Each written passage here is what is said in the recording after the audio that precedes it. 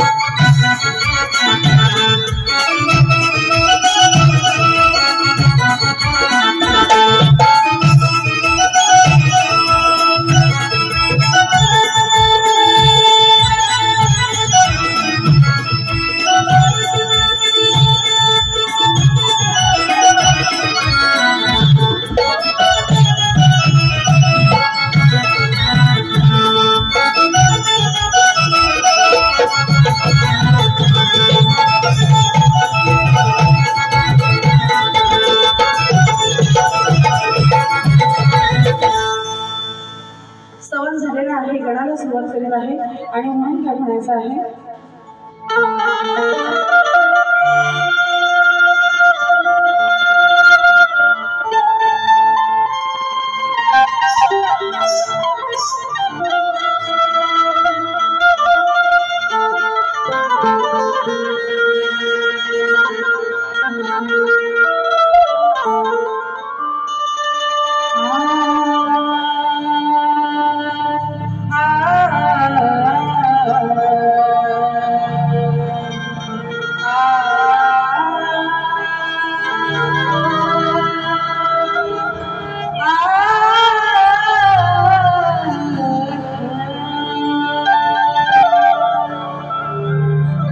गणांचा नायक विद्येचा तुदाता गणांचा नायक विद्येचा तुदाता कार्यालयातील आरती सारे तुला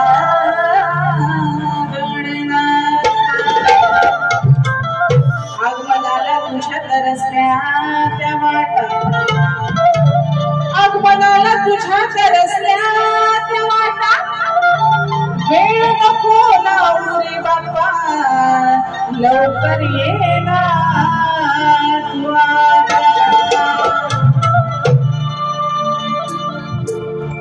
आणि म्हणून काय म्हणायचं आहे बघा स्वर्गपुरी नटली ही सृष्टी पाने फुले वल्लरी आगमनाची चाहूल देती बरसून सरी गण माझा वाजत गाजत हर्षण येतो बैसून उंदरावरी गण माझा वाजत गाजत हर्षण येतो बैसून उंदरावरी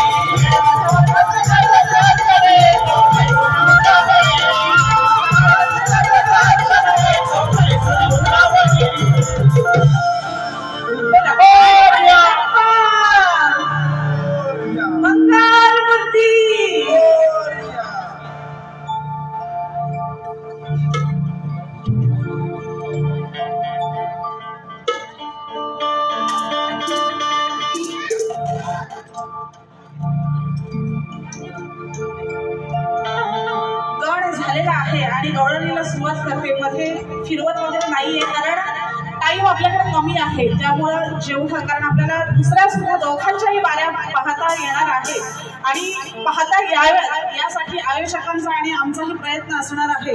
आणि म्हणून एका एका अंतराची गाणी गाते बघा.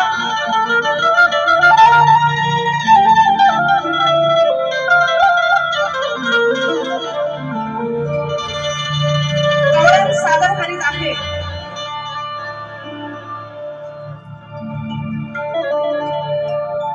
लोक आहेत ना, हा नुसते मोबाईलच दिसत आहेत. हा आवाज पाहिजे की नाही? अहो गवळण आहे, आवाज पाहिजे की नाही? हा कसं करायचं? प्रेमाची गायची की बोला लागल अशी? बोला बोला, तुमचा आवाज पाहिजे. टाइम वेस्ट नका करू अजिबात. हे महत्वाचं आहे. बोला बोला पण. पहिली गोष्ट, सावटतं मी काय गात नाही. जे काय गाते ते शास्त्रातच गाते. बरोबर आहे. आपण सध्या ट्रेंड चालू आहे प्रेमाच्या गवळणी.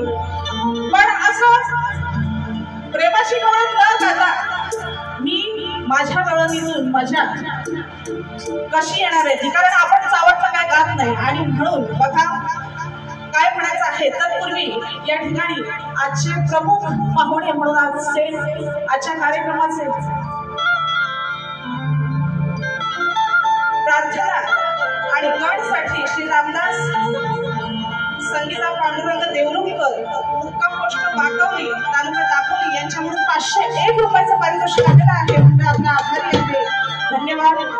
बघा आजच्या कार्यक्रमाचे प्रमुख उपस्थिती माननीय श्री सोमनाथ दादा ओझरडे आलेत का? समज नाही आले अजून. असो कार्यक्रम म्हणजे माझी वारीची सांगता होईपर्यंत, पहिल्या वारीची सांगता होईपर्यंत साहेब येतील, कारण माझ्याशी पण कॉन्टॅक्ट झालेला आहे. त्यामुळे फार वेळ न घालवता आपण गवळणीला सुरुवात करूया. आणि म्हणून काय म्हणायचं आहे बघा, या नंदाच्या काठाला जतन मी घडवणारा, खोड मोडायला याची मी शक्कल लढवणार आहे. की रागाचा पारा ह्याच्या आईचा आज चढवणार आहे. आणि धैर्य नाही या कायाची सारे मला आज पडवणार.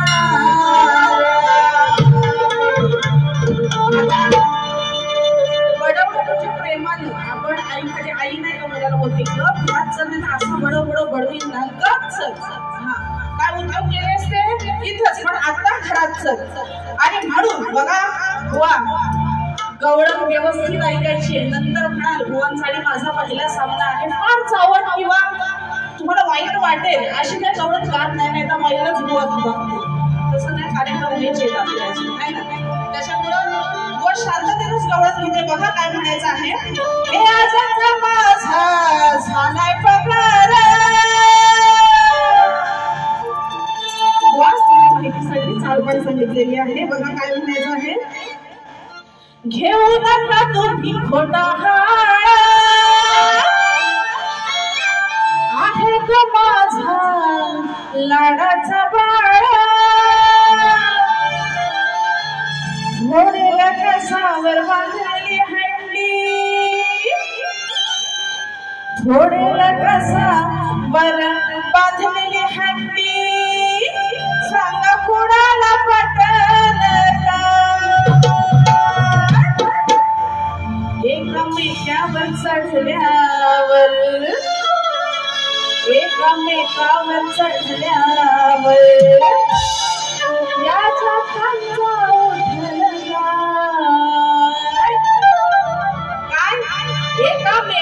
एकामेकावर चढल्यावर याच्या जो खाली आहे, शेवटी ती आईच ना आपल्या बाळाची बाजू म्हणत. ती काय म्हणते, माझ्या पोरानं चोरी केलेली नाही, व्यवस्थित गवळण ऐकली तर कळेल.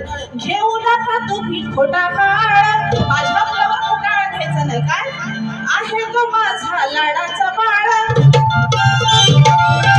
घोडेला कसावर बांधलेली हंडी. वर आहे हंडी म्हणजे हंडीतल्या शिंग्यात असायचं. आता ती मुलं वर बांधलेली आहे. आता ती थोडायला थरावर थर लावायला लागतील. ती आई आपल्या बाळाची साईड घेते. कृष्ण हा चोरायचा, कोरडाच होता, दही दूध लोणी खायचा असतो, पण तरी ती आई आपल्या बाळाची बाजू घेते. बुवा गवळणी हे आपण काल्पनिक लावत असतो, कोणी हे शास्त्राचे काय लावत नाही.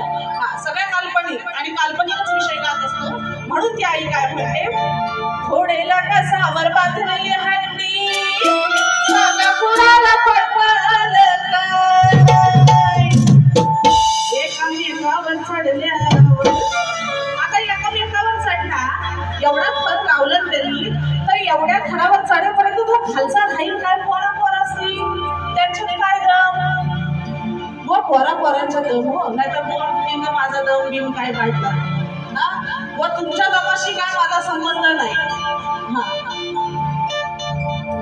एकामेकावर चढल्यावर, एकामेकावर चढल्यावर याच्या खालचा उठाल काय, याच्या खालचा उठाल काय.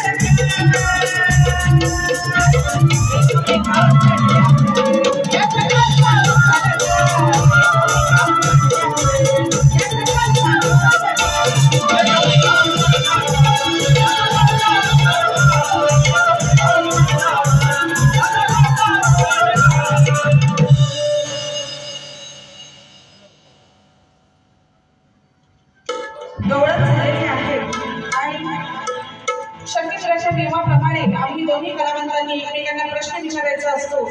प्रश्नाची प्रत बुवांकडे पोहोचलेलीच आहे, परंतु आपल्या सगळ्यांच्या माहितीसाठी माझा प्रश्न असा आहे. पुराण काळात एका राजाने सर्पसंग सुरू केले. त्याच्या यज्ञात 18 ब्राह्मण मेले. तर ते 18 ब्राह्मण कोणी जिवंत केले आणि कोणत्या साधनेने जिवंत केले असा सरळ साधा सुस्मित माझा विषय आहे. बुवांचा नाच मी बघितलेला आहे. म्हणजे खूप सुनेचे नाच होलेला त्याची आठवण झाली आणि त्यांची गुरु परंपरा वंश परंपरा बघता मला असं वाटतंय की प्रश्नाचं उत्तर माझ्या आजच मिळेल. कारण हा प्रश्न माझ्या गुरुवर्यांनी नाही तर माझा भाऊ फक्त 26 वर्षाचा आहे, त्याच्या अभ्यासाप्रमाणे हा प्रश्न त्यांनी तुम्हाला दिलेला आहे. अपेक्षित आहे की उत्तर तुमचं माझ्या प्रश्नाचं उत्तर आजच मिळेल अशी अपेक्षा करते. खरंच जर उत्तर असेल तरच द्या, अन्यथा माझा विषय गेल्या वर्षीपासून चालत आलेला आहे तसाच राहू दे ही विनंती आहे. आणि पदाला सुरुवात करीत आहे आणि मग काय म्हणायचं आहे.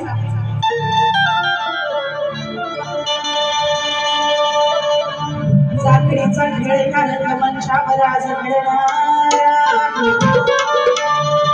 मना मनावर कलेचा ढरंग चढणारा,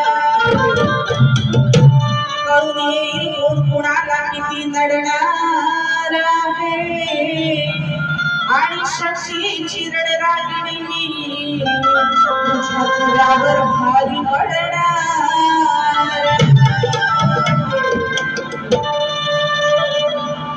मुलींना घडवणारे नृत्य मास्टर नाव लिहिलेलं नाहीये, परंतु आपल्या सगळ्यांसाठी सांगते की माझे शाखा संचालक म्हणजे कोरिओग्राफर साई बनसोडे यांच्यासाठी एकदा जोरदार टाळ्या वाजवा.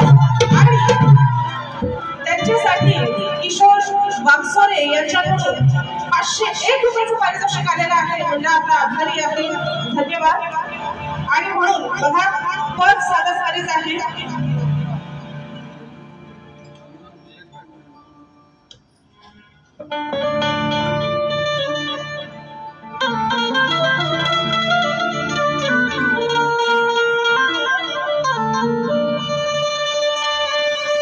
किती वर्ग तुझी रूपे तुझा निराळा, किती वर्ग तुझी रूपे तुझा निराळा, कधी थोडा ना कधी कधी महेश दिसतो नाळा, कधी थोडा ना कधी कधी महेश दिसतो नाळा. आधीच सांगितलेले आहे जी काही गाडी काढते शास्त्रात फक्त एक अंधरा किंवा एवढंच गाऊन गाडी काढते आहे, माझं पण लक्ष आहे.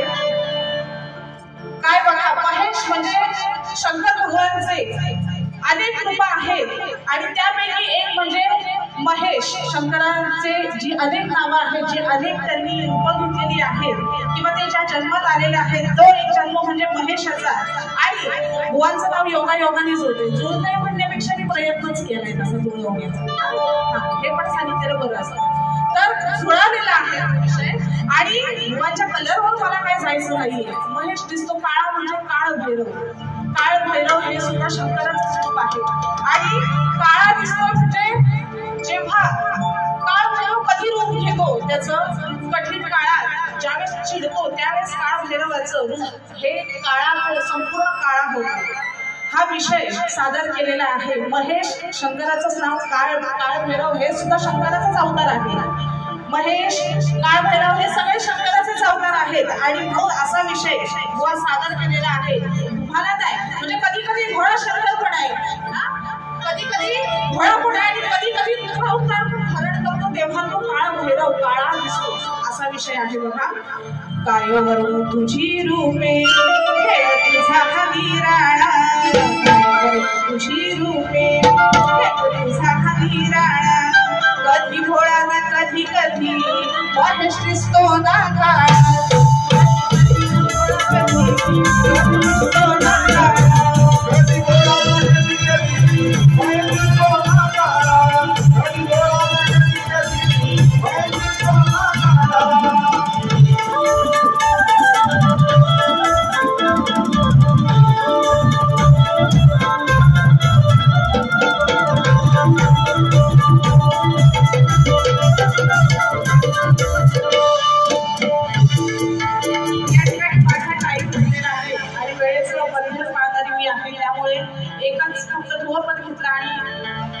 या ठिकाणी माझी पहिली वारी झालेली आहे. तत्पूर्वी शाहीर संदीप मोरे विरुद्ध शाहीर अनिल गराटे यांचा सामना 28 जुलै रोजी शिवाजी महाराज नाट्यगृह येथे म्हणजे याच ठिकाणी होणार आहे. आणि अनिल गराटे हे सुद्धा या ठिकाणी उपस्थित आहेत. सूर्यवरे शाहीर श्री अनिल गराटे हे सुद्धा या ठिकाणी आलेले आहेत. तर त्यांना सुद्धा प्रथमतः शाहिरी मानाचा मुजरा आणि त्यांच्याकडून 201 रुपयाचं पारितोषिक आलेलं आहे. म्हणजे आपला आभारी आहे. धन्यवाद. बुवांना त्यांच्या पहिल्या वारीसाठी शुभेच्छा देते आणि या ठिकाणी मी माझी पहिली वारी या ठिकाणी थांबवत आहे।